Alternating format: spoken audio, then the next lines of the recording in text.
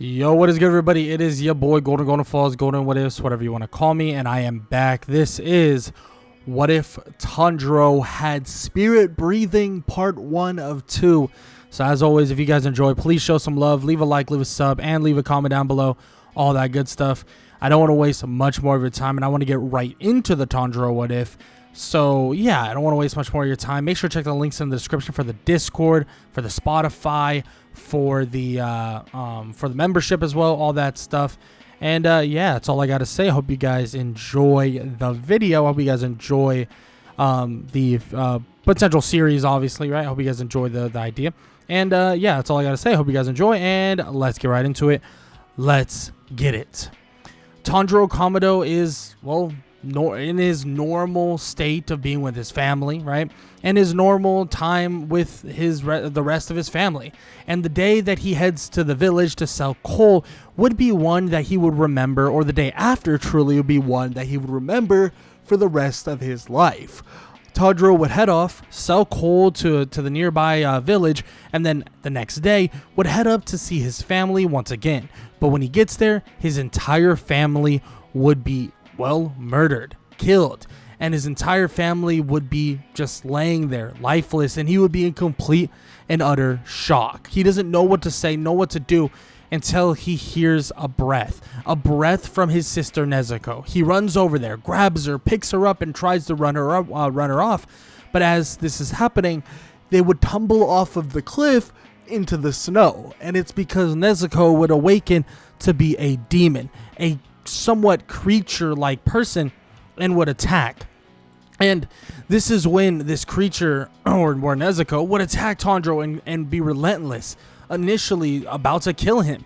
But then out of nowhere, a demon slayer by the name of Giyu Tomioka would swoop in and save Tanjiro. But as this is happening, Tanjiro doesn't want to see his sister be killed. He begs Giyu, tells him don't hurt her, that is his sister, and so on and so forth. But Giyu tells him that is no longer his sister, that is no longer his loved one. That is a demon, that is someone, a creature, something that is going to hurt them, that is going to kill them. But Tanjiro says that it's not the case, that she can be changed, she can figure it out, they'll figure it out. In which Tanjiro tries to do this, tries to help out, and tries to convince him, and eventually, well, Giyu would give him the option to basically strike him down and save his sister. And the normal things would happen, right? He would get knocked out, but he would show a bit of potential. But in doing so, Nezuko would show that she is protective over her brother. But even more so this time around, the demon-like crazed look in her eyes would slowly dissipate, and Giyu would be confused. This is odd. What is happening?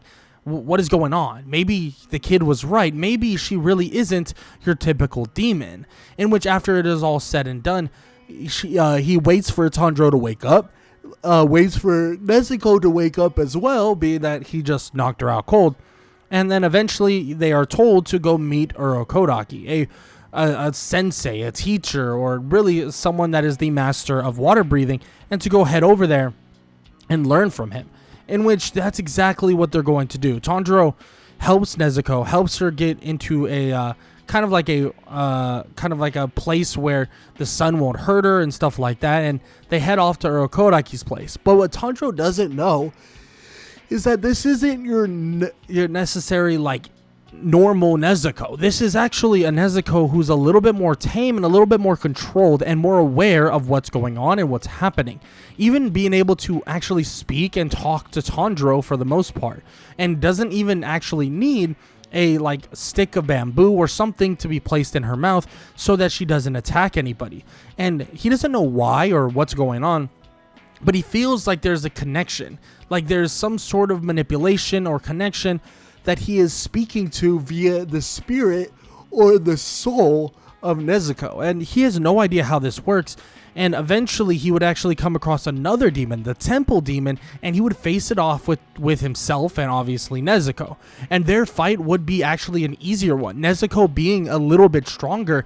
And for some reason, It's as if he's creating and making her to be a little bit more powerful with just his presence alone. He doesn't know what's going on or what's happening, but it's like a connection to her spirit, and they fight alongside of each other trying to take out this demon. But luckily enough, eventually Urokodaki would arrive to help with getting rid of the temple demon as the sun would eventually rise. And Urokodaki would ask questions about Nezuko, ask about what she's able to do, what she's capable of, but also many other different things as well, in which Tanjiro says that it feels as if she has a deeper connection with him. That yes, she is a demon, she is some creature of some sorts now, but she can talk normally. She can conversate normally with Tanjiro. She can actually, like, she still is acting just like his sister. In which, of course, Urokodaki is like, well, some demons can talk. Actually, quite a few of them can, but not ones that they know of in terms of, like, being able to remember their past or being able to do remember this or remember that. And he even has a conversation, a minor one, of course, with Nezuko. Like, a small conversation about where she's at, what she's going through, how she feels. And she explains various different things, that she wants to help her brother, protect him, and fight alongside him, whatever they have to do to make sure that she could eventually be here or be human once again. In which Urokodaki's like, this is so odd. How is it this is the case? How does this even make sense? And this would lead him to eventually training with Urokodaki, right? Learning the way of water breathing and stuff like that. But there's something that is overlaying the water breathing. It's not just water breathing anymore. It seems as if there's something else that is deep within Tanjiro that seems to be giving him even more control. That seems to be actually granting him different abilities. He doesn't know what's going on or what's happening, but all Urokodaki can think about is that it's some sort of soul-like connection or spirit-like breathing. And he's not sure, but it seems to be meshing with water breathing as he learns it. And he continues to learn different ways of utilizing it, different ways of using it, and eventually Tanjiro would kind of get better and better at actually utilizing his breathing styles. Now, yes, mainly water breathing, but the idea of spirit breathing doesn't seem to be your normal or typical way of breathing style. It's not like your, flame breathing. It's not your water breathing. It's not your lightning or thunder breathing, whatever you can think of. It's nothing like that. It's actually a different kind of approach. It's a different thing to really put into perspective. And even Urokodaki has very little to know about it, but after a lot of training, and eventually the training would actually push him toward trying to slice a boulder in half, leading him to meet Sabito and Makomo. But when he meets when he meets both Sabito and Makomo, he would basically introduce himself and talk to them, and they would begin kind of conversating with him as if he knows that they are spirits off the bat. And Tanjiro would know. He would actually figure this out pretty quickly, and he would be confused by it, but at the same time, he would wonder, why are they spirits? What's going on? Like, what is happening? In which they say that he has a gift that is different than anyone else's that they've ever seen. They don't know what's happening or what's going on, but he could carry their wills, carry their strengths, carry their abilities alongside with him. And Tanjiro tells them that whatever he has to do, he's going to do it. And whatever will, whatever power, whatever strength that they want him to yield, I want him to hold on to as hard as possible and really channel it, let him know. And he will. In which, in doing so with training and all the above, eventually they would slice the boulder, he would slice the boulder in half. But Sabito and Makomo would stand in front of Tanjiro and tell him that this is not over yet, that soon there will be so much more for him to do and so much more for them to do. In which he's in shock. What are you talking about? As they would dissipate into nothingness, literally disappearing in front of him, as they would then emerge or basically surge back towards Tanjiro and just disappear within his body, like literally just pass on through him, which he's like, what just happened? Like, what just even occurred? But he has no idea. He would bring it up to Urokodaki and be like, Sabito, Makomo, like, you can't be serious, right? In which he nods his head and says, I'm serious. He doesn't know what's happening, and he would assume that they were ghosts, that they were spirits, but for some reason, they made it very, very easy to know that. For some reason, he could tell that it was the case almost right off the bat, in which Urokodaki's like, I have no idea. Like, this is insanity. Like, I don't know what's happening. I don't know what's going on. But the preparation for the final exam would be there and ready. So he would go off by himself to the final exam, preparing for a week-long journey within the demon-infested mountains, and he would prepare himself. But there's something else that would ensue right when he walks through those doors, right when he enters that final selection. Because when he enters, he would see one demon, and he would then look to his left and right to see the spirits of Sabito and Makomo right next to him. They would dash through, and it would look as if the demon could see all three of them, and he would be terrified. Tanjiro would slice through the demons so easily, and Sabito and Makomo would run beside him, and they would clear out the entirety of the forest, the entirety of the mountain of demon-infested area. And as everybody is watching this, as Tanjiro, Sabito, and Makomo, all of these, the two spirits and Tanjiro together, slashing down the hand demon, everybody who is watching, every demon slayer that is, well, trying to be a demon slayer, would be watching.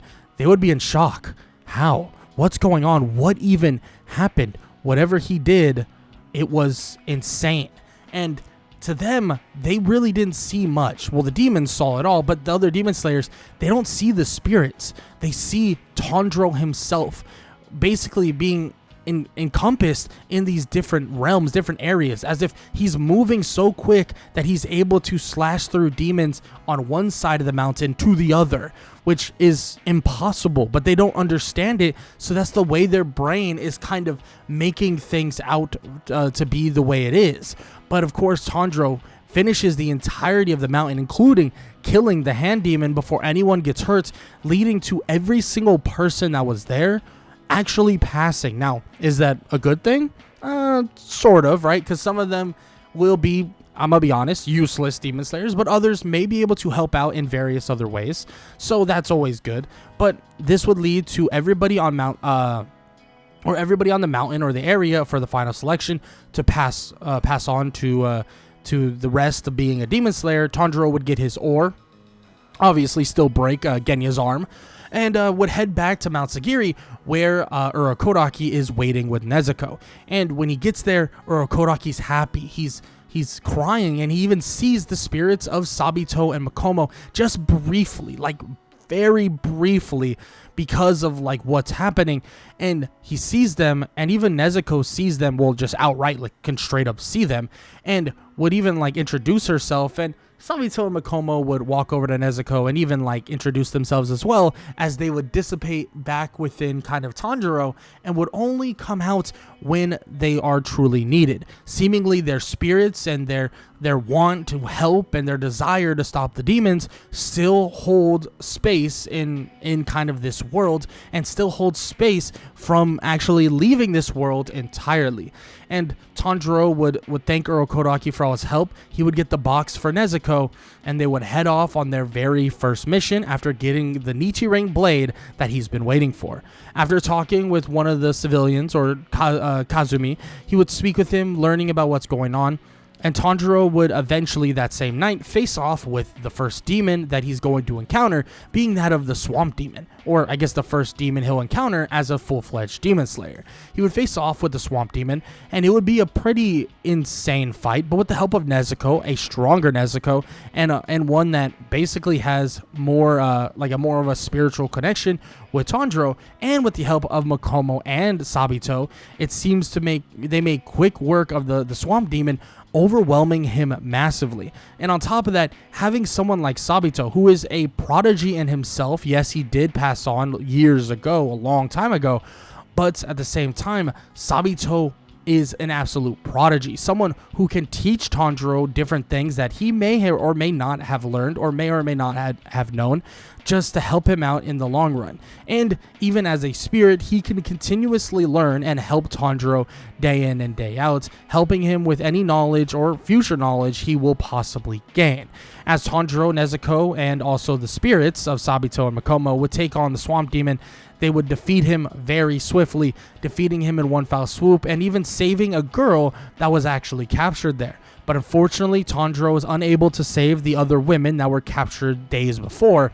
but could see the spirits decide to head off into into the afterlife as they would move, and he could comfort Kazumi, telling him that his wife or past wife is now happy and healthy within the afterlife, and he saw it himself, and he hopes that brings him just a little bit of closure, handing him a trinket that was taken from her, but also telling him that the best thing he could do for his past wife is to still live a fulfilling life.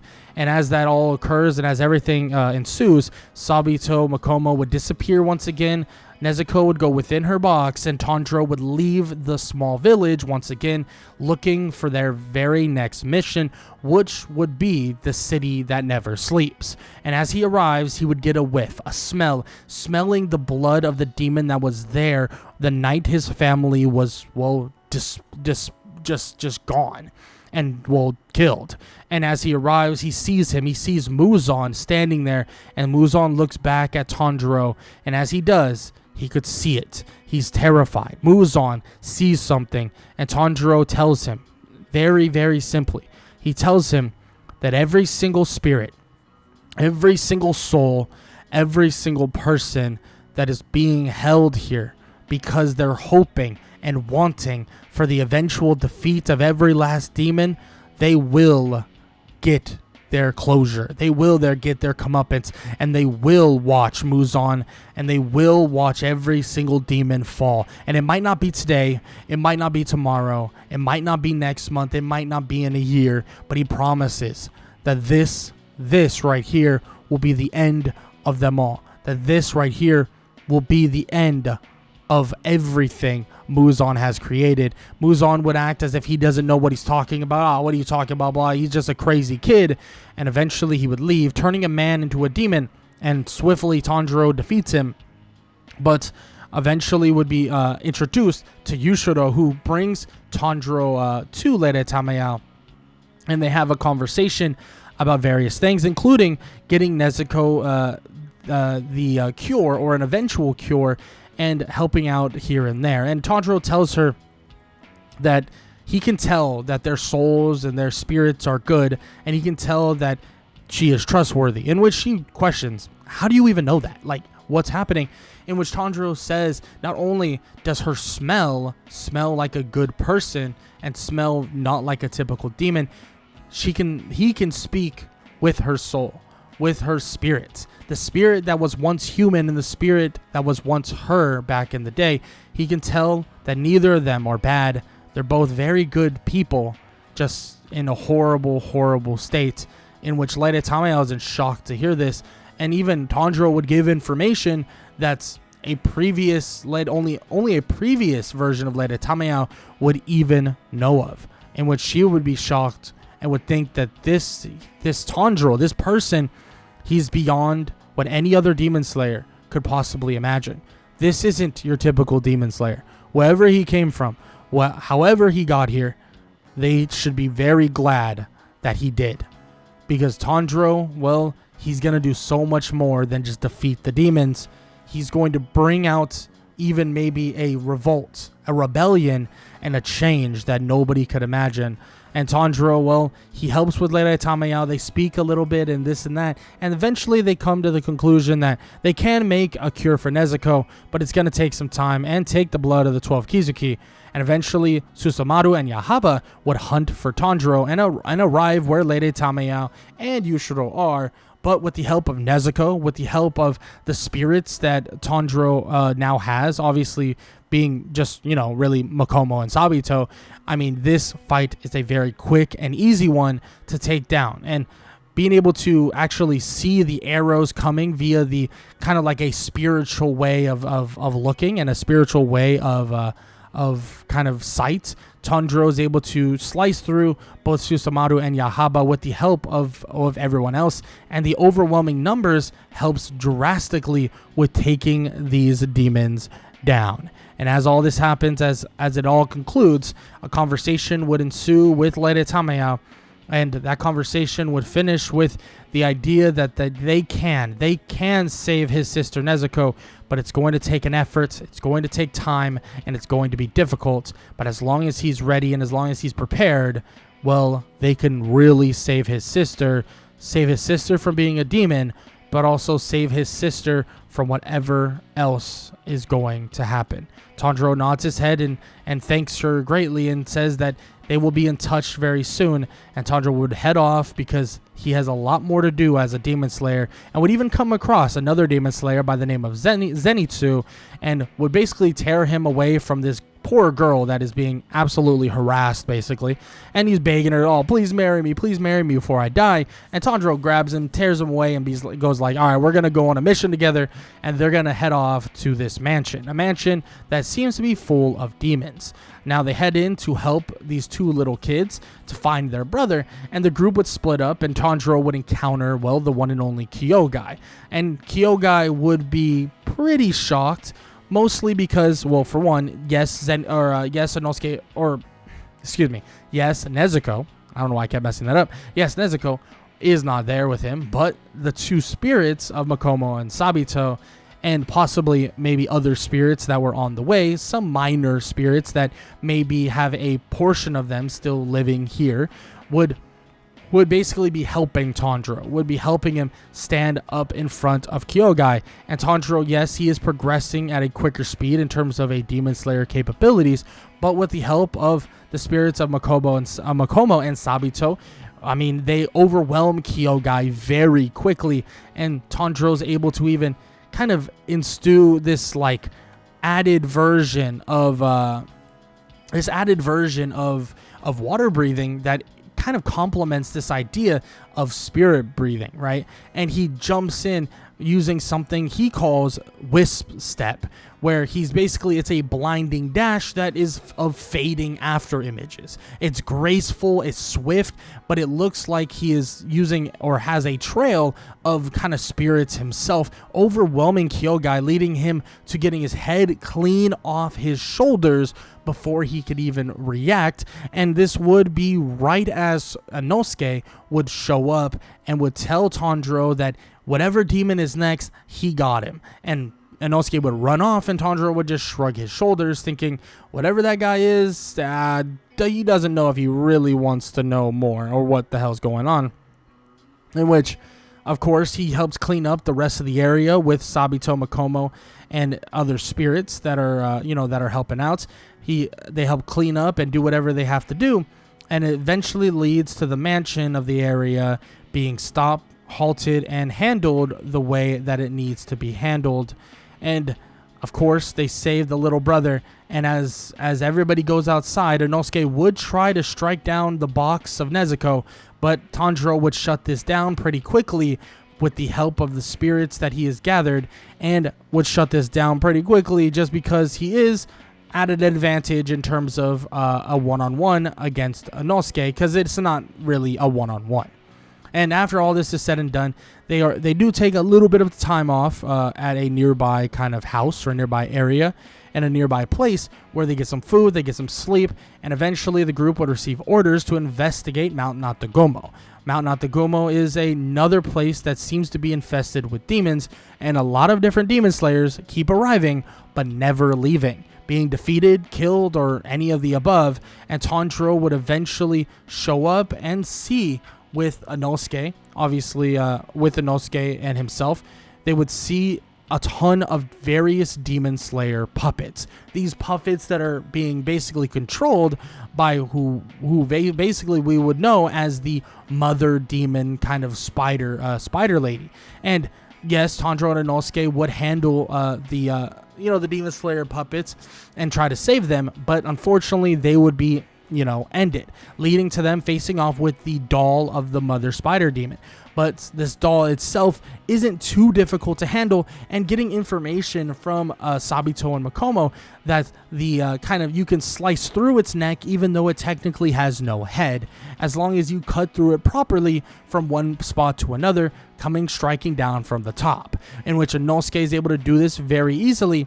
And this would lead them to facing off, or Tanjiro facing off, with the mother spider demon. And as he does, he could tell that this mother spider demon actually just wants to be killed. And in one foul swoop and in one kind of slice through, something that is very kind of calm and relaxing and nothing insane, he slices through her neck, and it would end the fight pretty quickly. But the spirit of the mother would still hold true, and the spirit of the mother would ask for Tanjiro to basically guide her towards the other people of her family, and guide her towards basically everybody else. And she wants to somehow kind of save Rui, save her daughters, quote unquote, right? Her daughter, her son, everybody else. She wants to save them from this, in which Tanjiro listens, guiding the spirit of, well, the mother spider demon, leading them to actually facing off and encountering the father spider demon, and actually expelling him pretty quickly, because he would just give up. In a way, the spirit itself is able to convince him to just let go and set free. And being able to speak with the spirit itself, Tanjiro is able to manipulate it in a way, not in a bad way, but manipulate it in a way where the father spider demon would just give up, and Inosuke and him would set him free from the demon-like restraints. And eventually the same would ensue when they face off with Rui. Yes, they face off. Inosuke, Nezuko, Tanjiro, the spirits of the mother and father spider demons, and even Sabito and Makomo. And this would be enough not only to overwhelm him, but eventually set him straight, and his spirit would be crying. His spirit would be screaming for help and want to let this thing go, to let things go, and to no longer have people hurt so badly anymore. And that would ensue in a complete uplifting and kind of like resurrection of every single person or every single demon that is currently within this forest. And they help out as much as they can, and Tanjiro's connection to the spiritual realm seems to help on a level that they don't even get and don't even understand. And all of them, every last one of them, from Rui to the mother to the father to the daughter, every single one of them would let it go, let themselves go. And as they would be defeated, as their heads would go or their necks would be cut in half, and as they would leave their bodies, their spirits would thank them, and it would uplift them to whatever is next for them in the next life, even if that meant that they couldn't be with their families because of the bad things they did. But they can always hope that they can be guided in the right direction, and they can always hope that maybe that they can be taken away from this place and still given an opportunity to have a happy life in the afterlife. But after all that is said and done, after the demon infested forest of Mountain Natagumo is settled and handled, the other demon slayers would arrive, seeing that everything was handled before they even got there. And it seems as if everything was handled pretty swiftly, in fact. And this would lead to Shinobu, to Kanao, and other, mostly them two, trying to actually tell Tanjiro that they need to give up Nezuko right now. She is a demon, and that she is this and that. But of course, Giyu comes to his aid, and they clash once again. And as they clash, as basically Giyu would strike towards Shinobu, holding his sword against hers, there's somebody standing next to him. Sabito. Sabito stands there with his blade next to him, holding back Shinobu from striking through. And Sabito would look at him and tell him that none of this was his fault. But now they have a chance once again to stop these demons and stop them for good, right next to each other, just like they wanted in the first place. In which this would shock him entirely.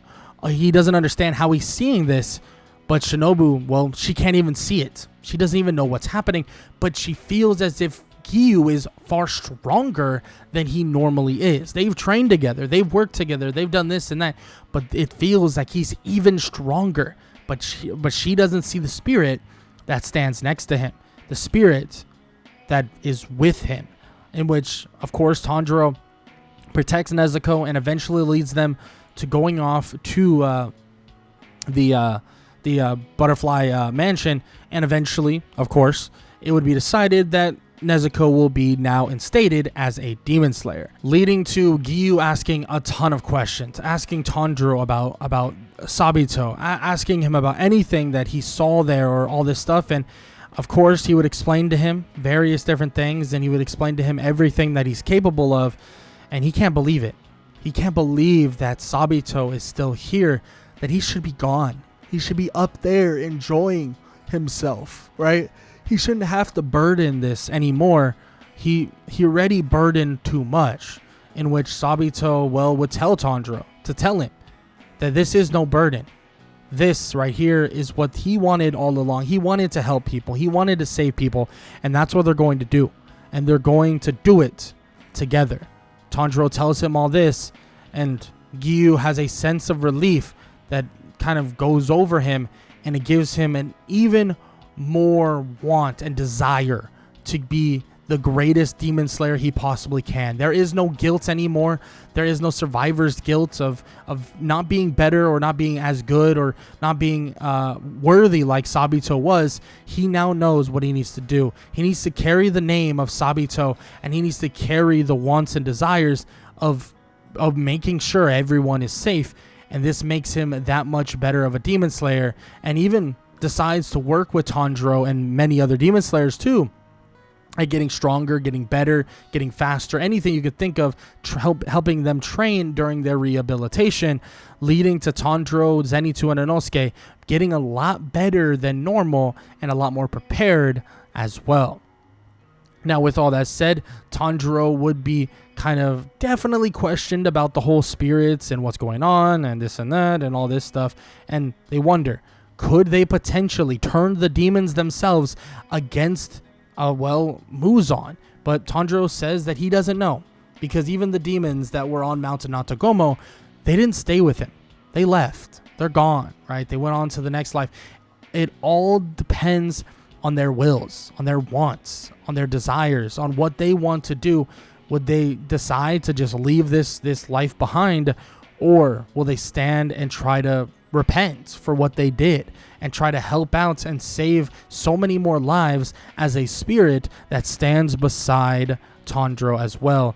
In which, of course, this conversation between Tanjiro, Shinobu, and many others, yes, it would be a confusing one, but still, it's one to keep in mind and one to really consider, because eventually Tanjiro would head off to actually get a little bit more kind of insight on not only his powers, his abilities, but also just his want and desires to eventually step up and become a Hashira. So they send him off, and Zenitsu and Inosuke, to the Mugen train, believing that Rengoku could give them some insight on so much more because of how, well, intelligent he is really within all of this, and how smart he is in terms of like a lot of this information that he could potentially unveil. And as they would arrive, they would not expect him to be the way he is, happy, go lucky, and really enjoying every single moment, almost like he has come to terms with the idea of death, and he makes sure that every part of life is enjoyable, and he makes sure that every part of his own life is always happy, smiling, and good. Now, with all that said, though, I hope you guys enjoyed. And if you guys enjoyed part 1 of 2 of What If Tanjiro Had Spirit Breathing, make sure to show some love. Leave a like, leave a sub, and leave a comment down below. All that good stuff. I hope you guys enjoyed this video. As always, I hope you guys enjoy the whole series that eventually will come out. Part 2 of 2 should come out tomorrow. But as always, I hope you guys enjoyed, and I hope all y'all have an amazing day. Later.